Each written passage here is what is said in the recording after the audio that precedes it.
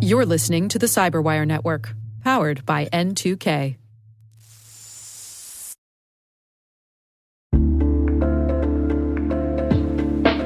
Hey everybody, I want to take a few minutes here and talk about our sponsor, Splunk. You know, you need to keep operations humming around the clock, but potential disruptions are everywhere. Splunk helps you predict problems and find and fix issues fast, so you can reduce risk and ditch downtime. The world's largest enterprises rely on Splunk's unified security and observability platform to become more efficient, resilient, and innovative. With Splunk, you can react quickly, evolve faster, and be ready for anything. Stay ahead of disruptions. Learn more at splunk.com/resilience.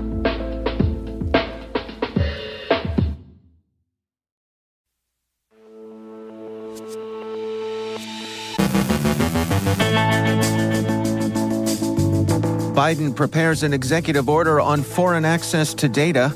Britain's NCSC warns of a significant ransomware increase, while Cisco Talos confirms a ransomware surge. Buygoods.com leaks PII and KYC data. Fortra faces scrutiny over slow disclosure. AI fights financial fraud. Intel 471 highlights bulletproof hosting. NSO Group lobbies to revamp their image. Tussling in Missouri over election security. Integrating cyber education. Our guests are N2K President Simone Petrella and WiCyS Executive Director Lynn Dohm, talking about a new partnership for a comprehensive cyber talent study. And the moral panic of Furbies.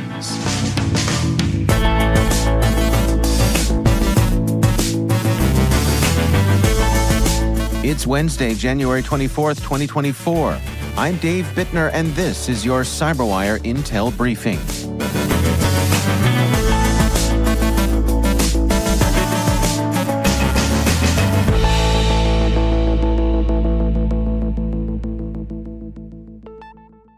Thank you for joining us here today. It is great to have you here. We begin today with news from Bloomberg that the Biden administration is preparing an executive order to limit foreign access to sensitive U.S. data. This move, directed by the president, will involve the U.S. Attorney General and the Department of Homeland Security formulating new restrictions. The focus is on preventing foreign adversaries from acquiring Americans' personal data, including genetic and location information. This data is often accessed legally through intermediaries like data brokers, third-party vendors, and through various agreements.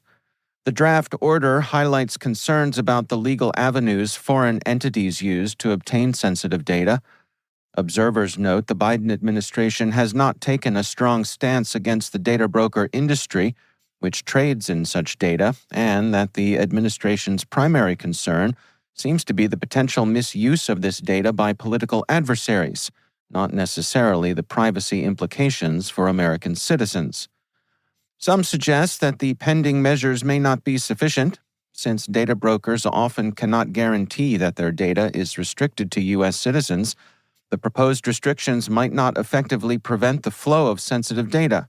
Perhaps a more effective approach would be to limit the collection of data at the source, thereby reducing the amount of data available for trade. The National Cybersecurity Center of Britain has issued a high-confidence warning that ransomware attacks will significantly increase in both frequency and impact over the next 2 years, driven by advancements in artificial intelligence. This assessment, combining classified intelligence, industry insights, and academic research, highlights how AI technologies are enhancing cyber threats. Currently, AI is being used for more effective reconnaissance and social engineering, with future potential in malware development and vulnerability research. However, these sophisticated AI applications in cybercrime are expected to be accessible mainly to well-resourced threat actors, with full realization unlikely before 2025. The effectiveness of AI in cyber operations heavily depends on access to high-quality exploit data for training models. Presently, this advanced capability is considered within reach primarily for highly capable states with extensive malware repositories. The report also indicates a positive feedback loop in cyber threats.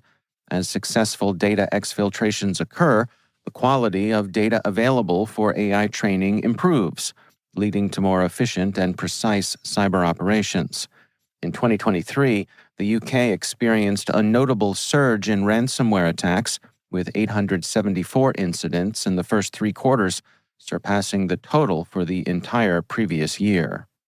Speaking of ransomware, in their most recent quarterly incident response report, Cisco Talos says ransomware emerged as the primary threat in cybersecurity, representing 28% of incidents handled by Cisco Talos Incident Response. This marks a significant 17% increase from the previous quarter. Talos Incident Response Report highlights the first-time observation of specific ransomware variants like Play, Cactus, Blacksuit, and No Escape. Other prevalent threats include insider attacks and sophisticated phishing campaigns, one involving malicious QR codes. Notably, the education and manufacturing sectors were the most targeted, each comprising nearly half of all incident responses. Educational institutions are particularly vulnerable due to limited cybersecurity resources, making them targets for ransomware and data theft, including sensitive personal information. Cybersecurity researcher Jeremiah Fowler discovered a misconfigured cloud database belonging to buygoods.com, a global e-commerce platform based in Wilmington, Delaware, which inadvertently exposed a wealth of sensitive customer data. The database, around 198 gigabytes in size, was publicly accessible without security authentication. It contained over 260,000 records, including details about affiliate payouts, refund transactions, invoices, and accounting records. More alarmingly, the database exposed highly sensitive personally identifiable information and know your customer data of customers and affiliates. This included personal identification documents like licenses, passports, and unredacted credit card details. Fowler reported this security lapse to buygoods.com, and while the company acknowledged and claimed to have secured the data, Fowler found that the server remained accessible for days following his report. Fortra is facing scrutiny over the delay in publicly disclosing a critical vulnerability in its GoAnywhere MFT software. The flaw, scoring 9.8 on the CVSS scale, allows remote creation of a new admin user. This vulnerability became known 12 months after the Clop ransomware gang exploited a zero-day in GoAnywhere MFT, impacting over 130 organizations. Although Fortra informed its customers privately last month and released a patch on December 7th of 2023, it did not issue a public advisory until January 22nd, over 6 weeks later. Researchers at Horizon3.ai have closely monitored this vulnerability, even releasing a technical analysis and a proof of concept. Fortra recommends that customers urgently update to the fixed version and take measures to secure their administrative portals. Generative AI is revolutionizing fraud detection in banking, as highlighted by a report from the McKinsey Global Institute. The technology's advanced analytics capabilities are key to identifying and mitigating fraudulent activities, a critical concern in the financial sector. Banks are increasingly leveraging AI to analyze patterns and predict potential fraud risks, thereby enhancing the security and reliability of financial transactions. This adoption is part of a broader trend in the banking industry, where AI is expected to significantly impact operational efficiency and customer service. The technology's ability to process vast amounts of data quickly and accurately is proving invaluable in safeguarding against financial crimes, marking a pivotal shift in how banks manage risk and protect customer assets. The rise of ransomware as a service and bulletproof hosting, BPH, has significantly lowered the barrier to entry into cybercrime. BPH is a hosting service, often based in lenient jurisdictions, that facilitates various illegal online activities, including malware distribution and phishing attacks. Cyber threat intelligence firm Intel 471 notes that bulletproof hosting providers use complex techniques to evade law enforcement, such as fast flux hosting and routing malicious traffic through shifting servers. 3 notable BPH suppliers identified by Intel 471 are Yalishanda, PQ Host, and CCWeb. These providers support a range of cybercriminal activities, from ransomware attacks to data extortion. For example, Yalishanda is linked to several high-profile cyber attacks and malware distributions, while PQ Host has hosted ransomware that impacted major companies like Colonial Pipeline. An article in Wired explains notorious spyware vendor NSO Group's efforts to revamp its image and address U.S. regulations harming its business. NSO Group released a transparency report claiming they investigated 19 potential product misuses, leading to 6 customer account suspensions or terminations. It includes a section on journalists, acknowledging they are among the many targeted by NSO's Pegasus spyware. NSO Group's image rehabilitation includes a multi-million-dollar lobbying campaign in Washington, aiming to position its spyware as vital for global security. However, experts remain skeptical of the company's commitment to human rights and ethical standards. As Wired notes, the report repackages NSO Group's defenses rather than providing new transparency. Following significant challenges, including U.S. sanctions and financial struggles, NSO Group has been actively lobbying to reverse the ban on its products. Despite these efforts, changes in U.S. policy toward NSO Group remain unlikely. The global spyware market, estimated at $12 billion, continues to thrive, with firms like NSO Group seeking to maintain their market presence despite increasing regulatory pressures. A recent audit report from Missouri Auditor Scott Fitzpatrick accuses Missouri's Secretary of State, Jay Ashcroft, of violating state law by refusing to share cybersecurity reviews of local election authorities. State law mandates biennial cybersecurity reviews for local election authorities, with reports submitted to the state auditor's office. Ashcroft's office contested the audit's findings, arguing that sharing the reviews could compromise confidential information. Additionally, the audit criticized Ashcroft's decision to withdraw Missouri from the Electronic Information Registration Information Center, ERIC, without proper planning for an alternative, potentially affecting the maintenance of accurate voter records. Despite Ashcroft's office viewing the audit as opinion-based and asserting no legal violation, the audit rated the Secretary's office as fair, raising concerns amidst Ashcroft's 2024 gubernatorial campaign. No legal action is currently sought against Ashcroft or his office. In an age where 90% of children over age 8 are online, the stark reality is that 72% regularly face cyber threats, yet only 40% of their parents are aware. This is according to Global Cybersecurity Forum's report, Why Children Are Unsafe in Cyberspace, which highlights this gap and underscores the urgency of integrating cybersecurity education into children's daily lives. The report envisions children learning cybersecurity through interactive play, where games become a gateway to understanding digital safety. Ethical education accompanies this learning, nurturing responsible, tech-savvy citizens. It's essential for children to recognize the complexity of the cyber world, including the dual nature of hackers, from the malicious to the ethical white hats.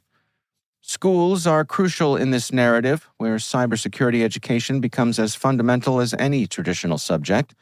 This knowledge extends to parents, ensuring a unified approach to digital safety at home.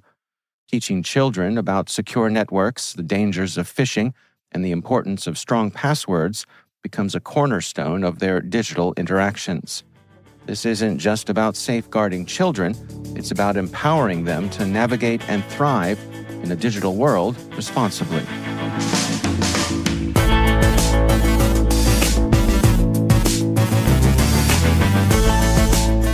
Coming up after the break, Simone Petrella speaks with WiCyS Executive Director Lynn Dohm about a new partnership for a comprehensive cyber talent study.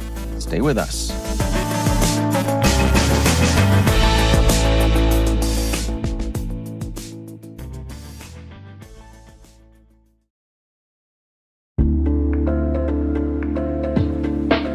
Hey everybody, I want to take a few minutes here and talk about our sponsor, Splunk. You know, you need to keep operations humming around the clock, but potential disruptions are everywhere. Splunk helps you predict problems and find and fix issues fast, so you can reduce risk and ditch downtime. The world's largest enterprises rely on Splunk's unified security and observability platform to become more efficient, resilient, and innovative. With Splunk, you can react quickly, evolve faster, and be ready for anything. Stay ahead of disruptions. Learn more at splunk.com/resilience.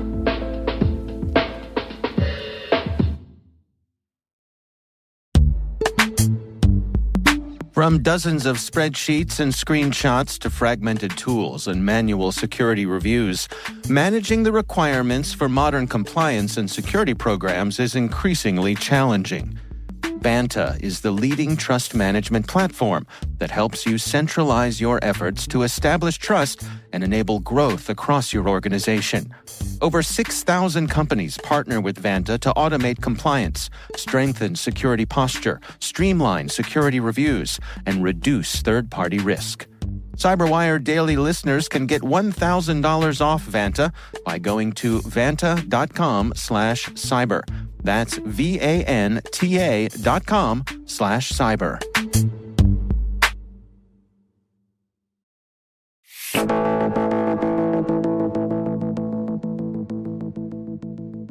It is my pleasure to welcome to the show our own president, Simone Petrella, also joined by the executive director of WiCyS, Lynn, Dohm. Ladies, welcome, and thank you so much for taking the time for us today. Thank you, Dave.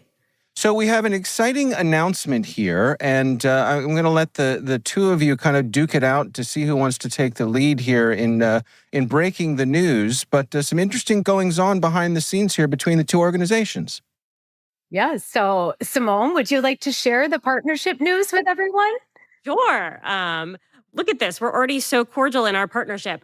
No, so it's very exciting. N2K will be working with WiCyS to conduct a skills study of the WiCyS professional membership in the organization. And the goal of that study is to actually look at the quantifiable skills across the WiCyS professional membership and use that data along with anything we know about their job roles, demographics, contextual information to really provide insight into the state of cybersecurity talent within the WiCyS population, which is obviously an area that we have a immense impetus to focus on creating more opportunities for diversity and women in particular in the field. Lynn, is there anything I missed? No, we're just really excited about this partnership because it gives our WiCyS members this opportunity to deepen their understanding of their capabilities within the cybersecurity workforce in the roles that they currently have, identify any gaps, strengths, or weaknesses, and then also how we could move them forward and build out programming efforts. So as a nonprofit, we're looking at this as the member benefit, which is a significant impact. And for us to have this assessment, but also as a nonprofit, what is our next step? Like, what are the gaps here and what could we do as a programming effort to move it forward to build up the skills in a higher capacity for our members that we serve? You know, Lynn, I've had the pleasure of attending several of your events, your conferences over the years. But for folks who aren't familiar with the organization, can you give us a little bit of rundown of what is the mission and what sort of things do you provide to your members? Yeah, thanks, Dave. I'm so glad that you're able to attend some of the WiCyS events. So we're women in cybersecurity. We often go by our acronym WiCyS, and we pronounce that WiCyS, like we sisters, because we're a global cyber sisterhood. So our mission is to recruit, retain, and advance women in cybersecurity. We started many, many years ago in 2014 as a conference only, because at that time there was a little data point that came out that women represented 11% of the cybersecurity workforce. Well, our founder, Dr. Ambereen Suraj, who was at Tennessee Tech University at the time, she wasn't seeing even that 11% in any of her circles of industry, academia, or government. And so her idea was, well, if women in cybersecurity exist, let's bring them together to a technical conference where we could learn and grow together. And so that was our very, very beginning 10 years ago. And each and every year that conference continued to grow. But in 2018, when the data didn't change, we were still 11% of the workforce. we realized that there was so much more work that needed to be done. And that's when we formed into a nonprofit organization. And now we offer so many different program offerings and opportunities. But essentially, our mission is to recruit, retain, and advance women in cybersecurity. And we create opportunities and provide accessibility to cybersecurity, many different career pathways and many different offerings within the organization. And so we have folks that are just ever so slightly interested. Is cyber for them? We're saying, yes, it is. And we're creating pathways and accessibility for them to get in and advance through it.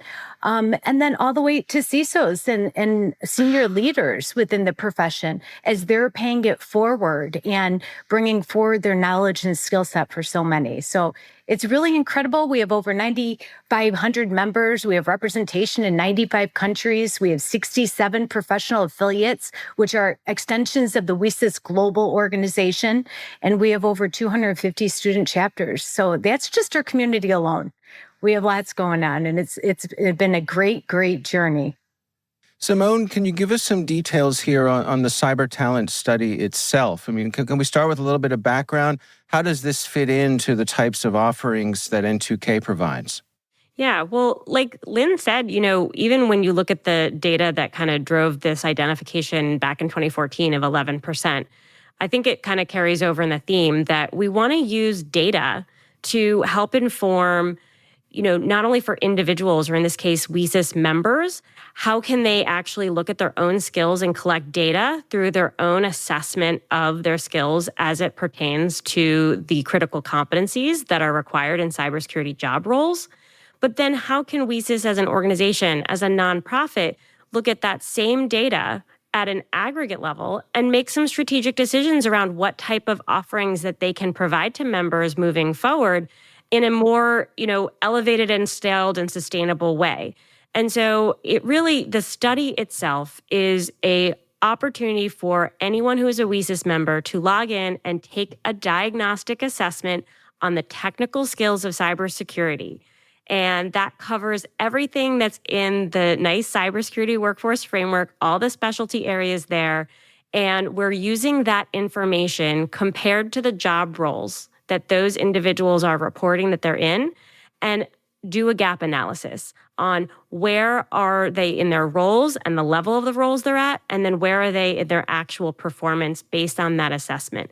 And that is meant to provide that overarching barometer to give people the guidance to inform what kind of training they want to pursue if they're looking to level up in the field.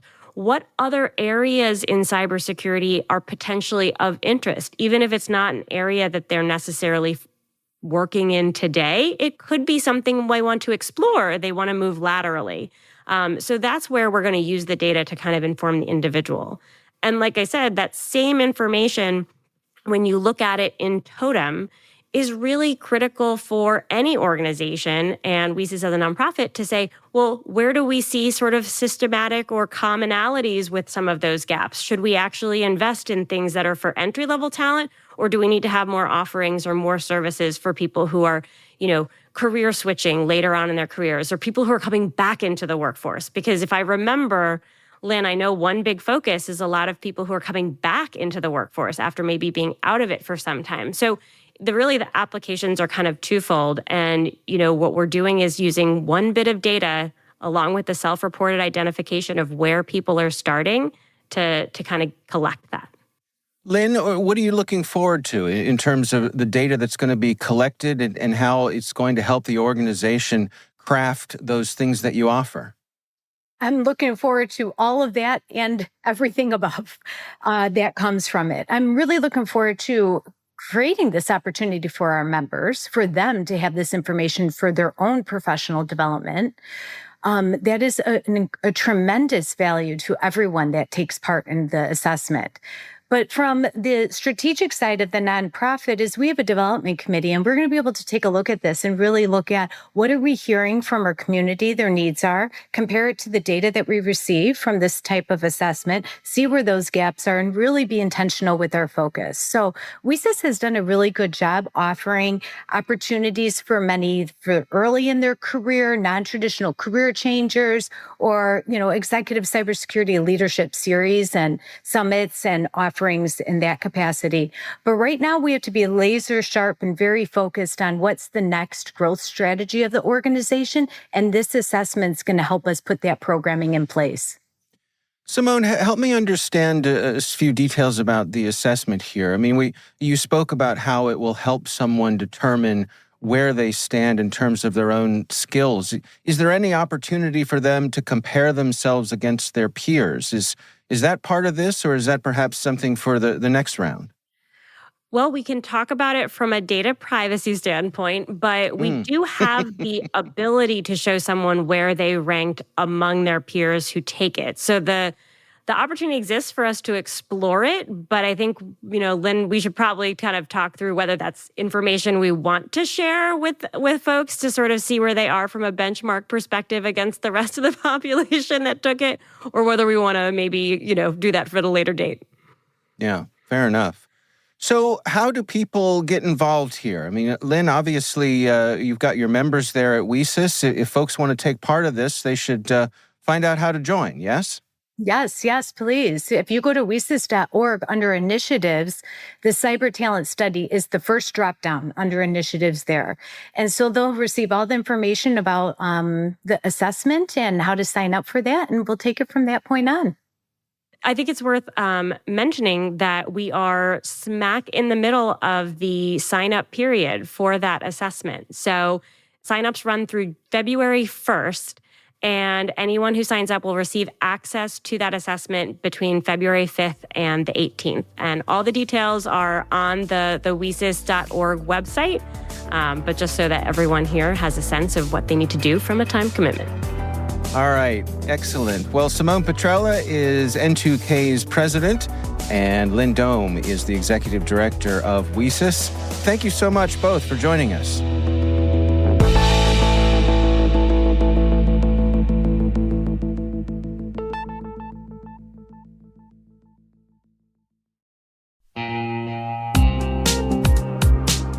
And now, a word from our sponsor.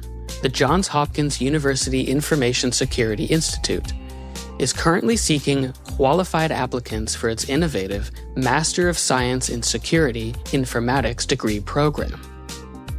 Study alongside world-class interdisciplinary experts and gain unparalleled educational, research, and professional experience in information security and assurance.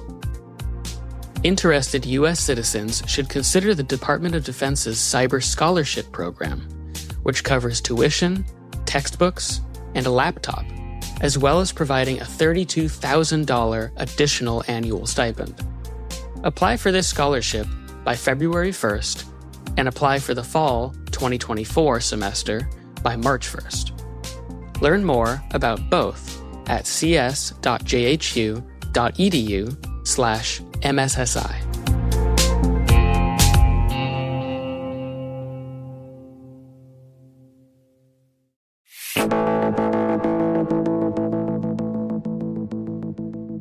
And finally, a story from 404 Media reminds us that in 1998 and 99, the NSA faced a peculiar situation involving Furbies, cute little interactive robotic toys.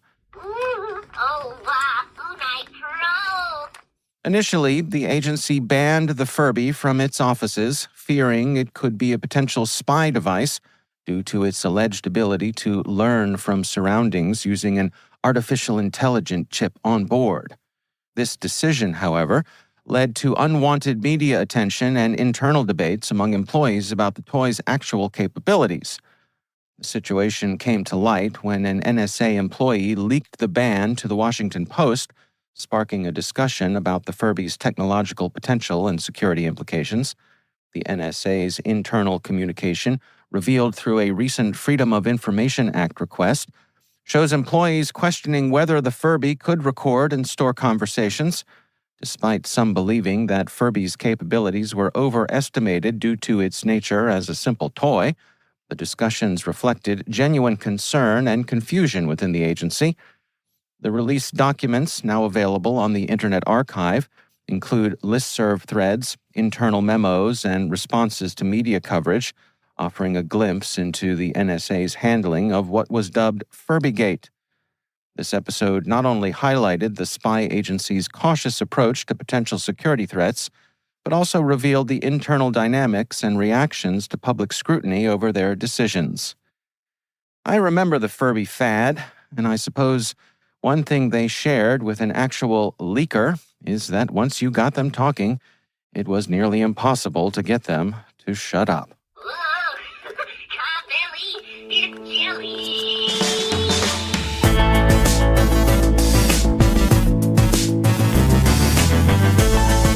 And that's the CyberWire. For links to all of today's stories, check out our daily briefing at thecyberwire.com. We'd love to know what you think of this podcast. You can email us at cyberwire@n2k.com. We're privileged that N2K and podcasts like the CyberWire are part of the daily intelligence routine of many of the most influential leaders and operators in the public and private sector, as well as the critical security teams supporting the Fortune 500 and many of the world's preeminent intelligence and law enforcement agencies. N2K Strategic Workforce Intelligence optimizes the value of your biggest investment, your people. We make you smarter about your team while making your team smarter. Learn more at n2k.com. This episode was produced by Liz Stokes. Our mixer is Trey Hester with original music by Elliot Peltzman. Our executive producers are Jennifer Iben and Brandon Karp. Our executive editor is Peter Kilpie, and I'm Dave Bittner. Thanks for listening. We'll see you back here tomorrow.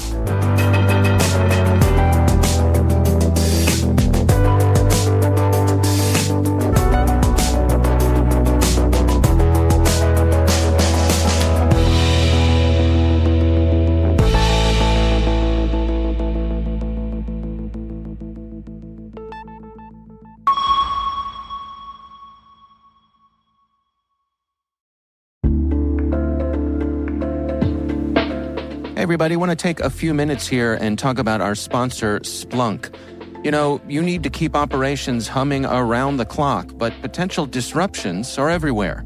Splunk helps you predict problems and find and fix issues fast, so you can reduce risk and ditch downtime. The world's largest enterprises rely on Splunk's unified security and observability platform to become more efficient, resilient, and innovative. With Splunk, you can react quickly, evolve faster, and be ready for anything. Stay ahead of disruptions.